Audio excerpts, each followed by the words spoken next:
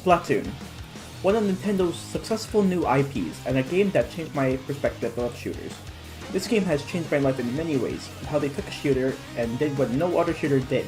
Until this day, it's one of my favorite games franchises. With the release of Splatoon 3 coming next year, I thought it might be best for people who want to get into Splatoon, a video that explains the basics, modes, and any other stuff that will help you get started. So, shall we get started then?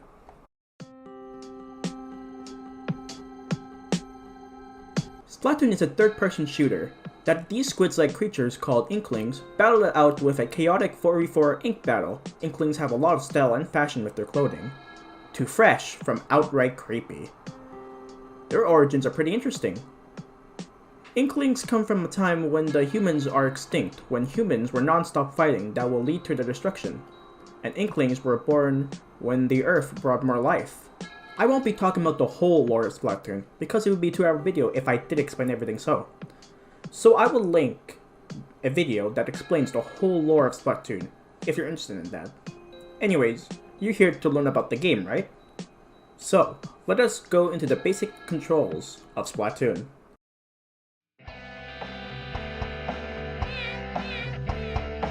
There are some controls that you need to learn, but they're all pretty simple. You can move with the L stick. You can change camera perspective by using motion controls, or if you're a stick user, you can disable motion controls and use the R stick.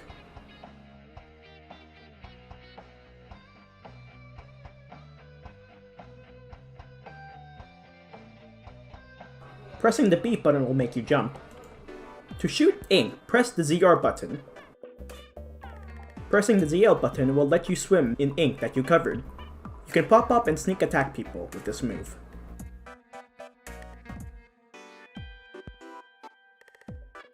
You can also climb walls covered in your ink. Pressing the X button will bring up the map. This will give valuable information. Pressing the R button will bring up your sub-weapon.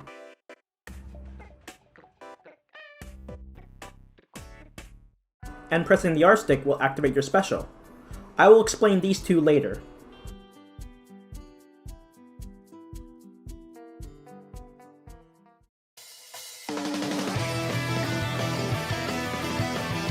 There are 3 modes that you can choose from: regular battle, ranked battle, and league battle. Let's start with regular battle. In a regular battle, 2 teams of 4 have 3 minutes to cover the ground with ink. The team that inks the most turf wins the match. This is what we call a turf war. It's a casual mode that is new friendly and easy to get the hang of. It can also be a competitive mode too. Now ranked battle is different. Ranked battles are for people who want to take it up to the next level. In this mode, winning is everything. You must beat other contenders to rank up. Of course, it wouldn't be ranked battle without ranks. There are a total of 13 ranks in this game, as shown here. When I say ranked battle is different, it's not because of the ranking system. It's because of the modes you have to play in ranked battles. Yup, you're not playing Turf War in ranked at all. We have a total of 4 modes in ranked. Also, you have 5 minutes rather than 3 minutes in each mode. Let's start with the first one.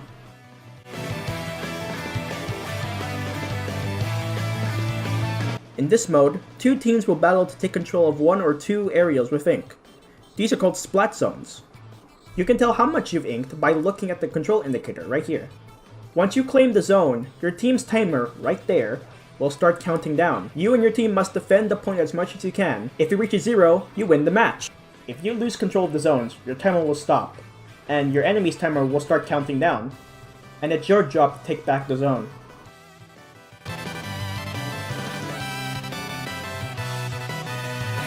In tower control, 2 teams face each other to take control of a tower and push it to the enemy's base. The rules are simple. Get on the tower. Once you're on the tower, it will move on its own. You and your team must keep the enemies at bay while the tower is slowly pushing. When the tower hits the last checkpoint, you win the match. If you lose control of the tower will start pushing back. Try to coordinate with your team so you can get back on the tower and finish what you started.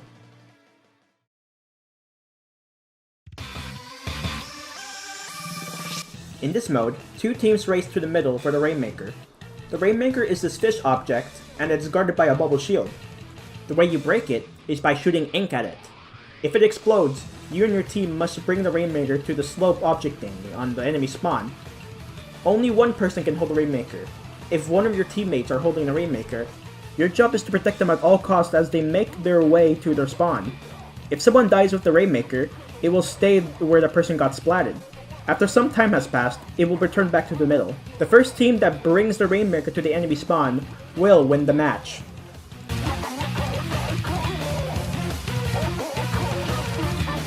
In this mode, two teams will scatter around the map to find clams. Once you find the clams, your team must throw them into the enemy basket, as shown here. But you can't break it without a super clam. To make one, you have to find 10 clams laying around. Once you have those clams, it will turn into a super clam, which you can break the barrier with. The number of clams is shown above you, and the total number of clams of each team is shown here and here. It's your job to throw your super clam into the enemy's basket to break the barrier and score points. Once it's broken, you and your teammates can throw more clams to score more points. Once the barrier timer runs up, as shown here, the other team has a pity super clam that you can see when it's picked up. This applies to your team as well. If one team scores enough points, that team will win the match. Now, there's another mode called League Battles, but they're the same as Ranked Battles, but you can play with your friends. If you have any.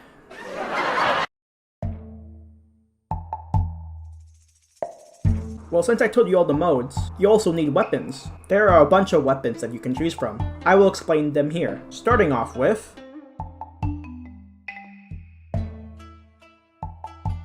the shooter weapons are basic auto-fire weapons. Some weapons' fire rate depends on which shooter weapon you're using. I will show them here.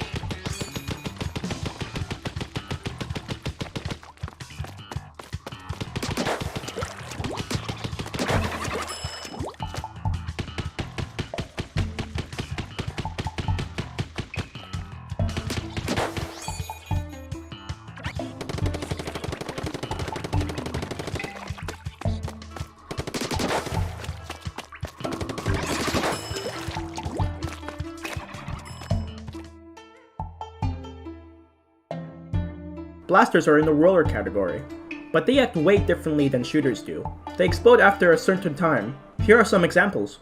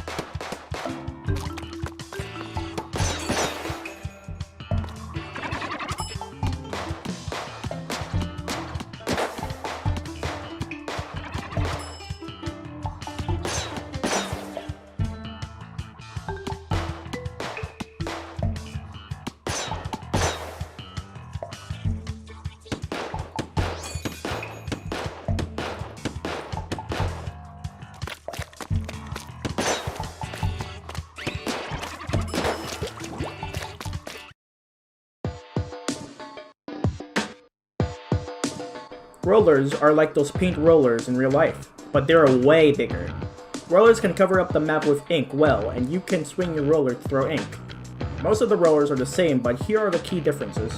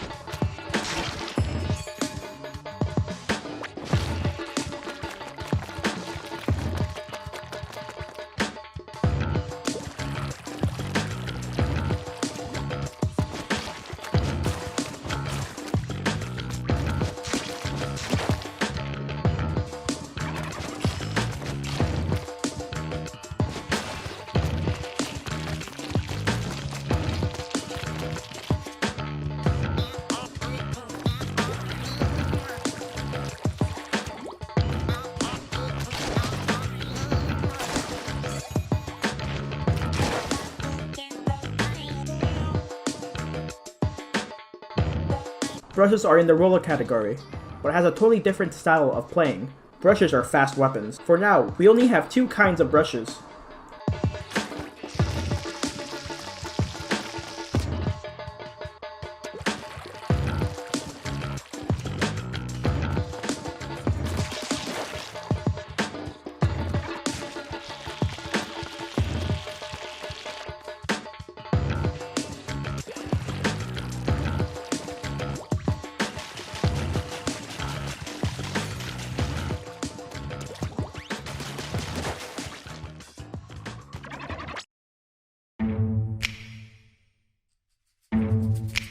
Chargers are like snipers.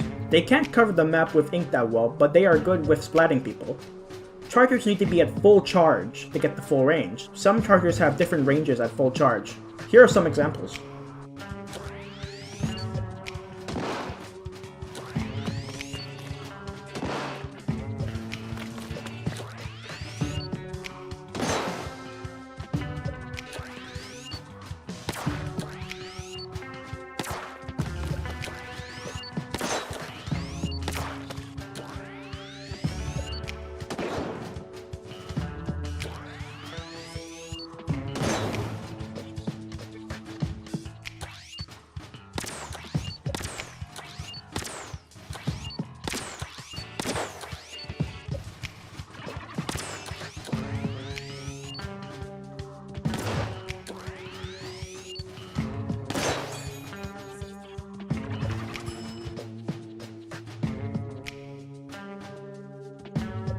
Umbrellas are single-tap fire weapons that have a shield, which is useful if you're getting attacked with ink. Some umbrellas are used for different types of playstyles. Here are some of them.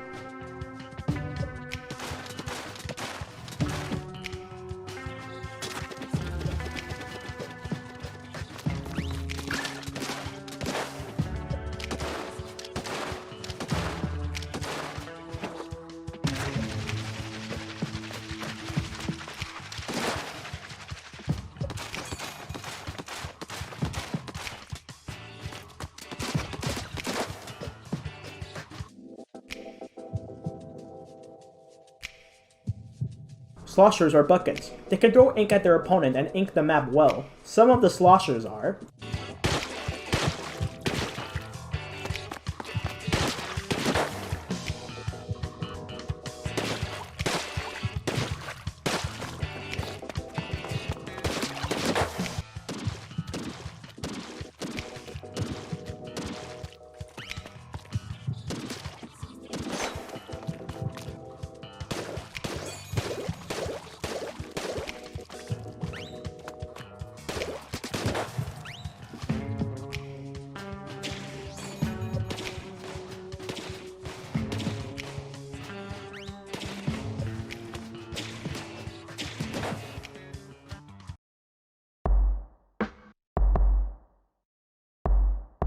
Splatlings are good backline weapons, and look like a minigun. It takes time to wind up like a charger, but it has extremely fast fire rate.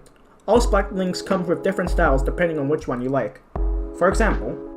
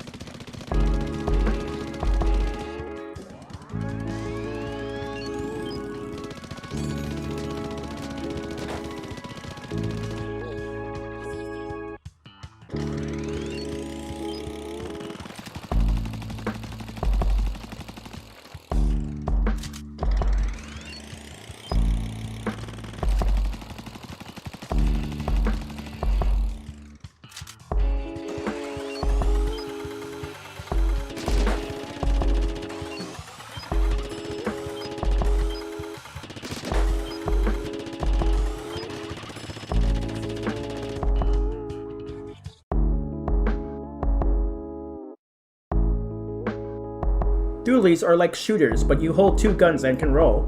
This gives this class of weapons mobility to outplay your opponent, and of course, some have different kinds to find your playstyle. Here are some examples.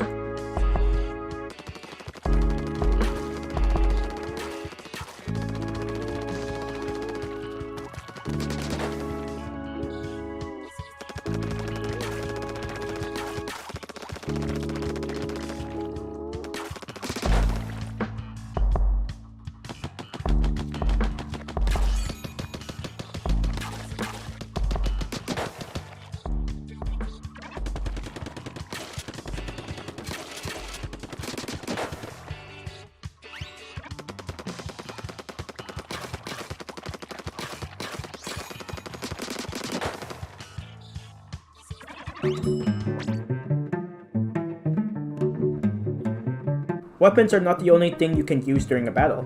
It's time to look at the sub-weapons and specials. These are simple, so I'll try to explain things as clear and fast as possible. Splat bombs explode at a certain time after when it touches the ground. It can splat somebody instantly if they're close to the bomb. Suction bombs can attach to walls or the ground. They take longer to explode than splat bombs and they spread ink farther. Burst bombs explode on impact. It's a weak explosion, but it does not consume as much ink.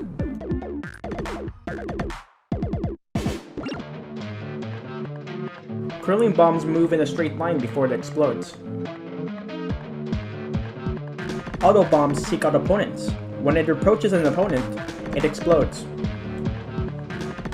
Ink mines can be placed on the ground. It will explode as soon as someone gets close.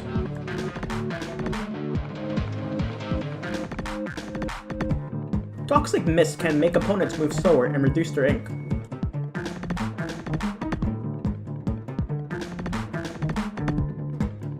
A squid beacon can allow teammates to jump to certain locations of where you place that beacon.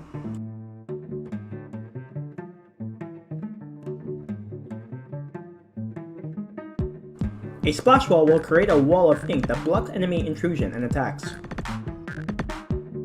A sprinkler can attach to walls or the ground and spray ink everywhere in an area.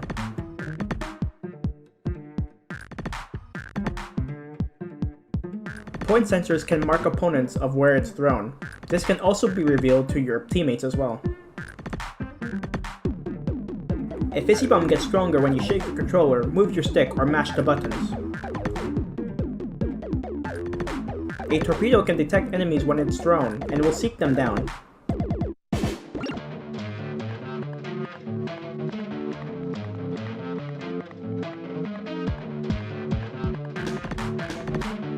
Tenta-missiles shoot missiles at your opponents you marked with a big circle. The more opponents you mark, the better.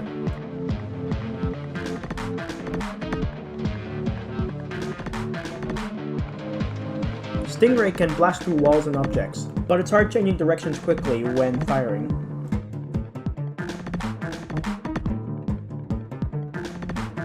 Inkjet allows you to get into the air and shoot opponents with the attached launcher in hand.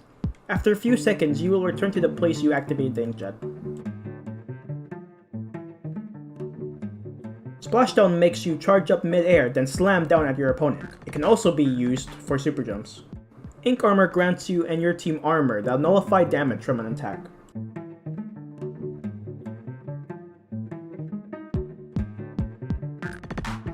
Bomb launchers are exactly how it sounds. You launch bombs at extremely high rate.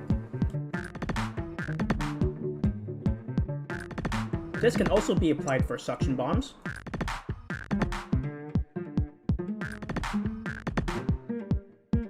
auto bombs,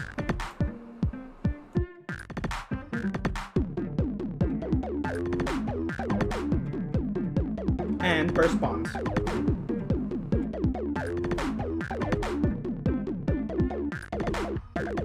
Ink storms create a rain cloud of ink that covers the map. You can also possibly splat someone.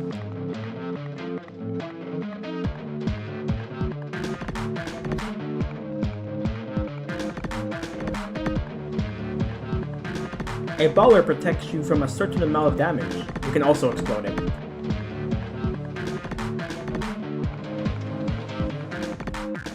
Bubble Blower creates bubbles that, when inked, will explode and possibly splat someone. If enemy team inks up these bubbles, they shrivel up.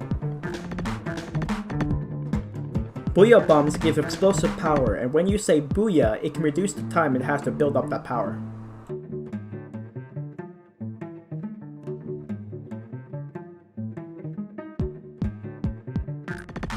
Ultra Stamps create a stamp that can mow down enemies.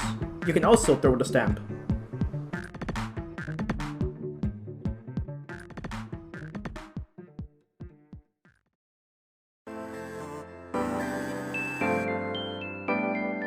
Well, that's everything you need to know to help you get a good generalization of Splatoon. If there's something I missed or need to improve on, don't be afraid to put down some feedback down in the comments. Anyways, thanks for watching, and I'll see you later. Bye!